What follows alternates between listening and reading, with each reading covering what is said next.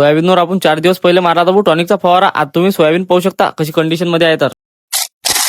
तर मग काय म्हणता बे पोट्यो कशा. तर सर्वांना आधी मनापासून जय श्रीराम. मग तो झालता असा विषय की आपले 10-15 पंप राहिले ते एका औरातले मारायचे. पहिल्या दिवशी गेलो तर ते औषधची पुढे घर राहील त्याच्यानं वापस घरी आलो. म्हणजे 10 पंपच राहिले तर मग त्यासाठी काय सगळे झोपेतून उठलो बा आणि गाडीवर बसून निघालो वावरात जायसाठी. आता पहिले आपल्याला या वावरातून जाणं पडते. हे आपलं इरीचं वावर आहे मंदिरावादचं. तर आता या वावरात आपण टॉनिकचा फवारा मारून 4-5 दिवस झालेले आहेत. तर आता तुम्ही या सोयाबीनची क्वालिटी पाहू शकता. आता रिझल्ट राहणार आहे फवाऱ्याचा, कारण की फरकच पडते ना. कसं आहे मग सोपं का इरीच आपण एवढ्या पैशाची औषध आणून राहिलो का. आता तुम्ही पाहू शकता सोयाबीनची क्वालिटी 2 खेप पा. काही टेन्शन आहे का, आपलं घरचंच काम येणार. आता हे वावर आहे आपलं फाट्यावरचं. आता आपल्याला इथून जाणं पडते काही वरचं वावर कमीत कमी गावापासून 2 किलोमीटर दूर आहे ते. आता गाडी जात नाही त्याच्यानं आपल्याला पैदल जाणं पडते. वावरात आल्यावर लागणार आपल्याला काम कोणतं पहिले कोटी भरणं पडते. तर या वावरात आपल्याला पाण्याची जास्त समस्या नाही. बस मोटरचं बटन दाबायचं, कोटी भरायची, मग कोटी फवारा चालू करायचा. कोटी किटी भरली मग डायरेक्ट पंप भरलो, पंप त्याला उचलून फवारा झाला भाऊ चालू. आता विषय असा आहे की तुम्हाला जास्त काही क्लिपा दाखवू नाही शकलो, कारण की आता आपण गेलो तो वावरात नाही एकटंच. आता पाणी द्या का औषध करावं एकट्याच्या भोवती लय होत होतं. मग क्लिपा काढायला आपल्याजवळ कोणीच नव्हतं. म्हणून हे तुम्हाला डायरेक्ट आखरीचा पंप दाखवलो. हेच पहिलं हेच आखरी. आता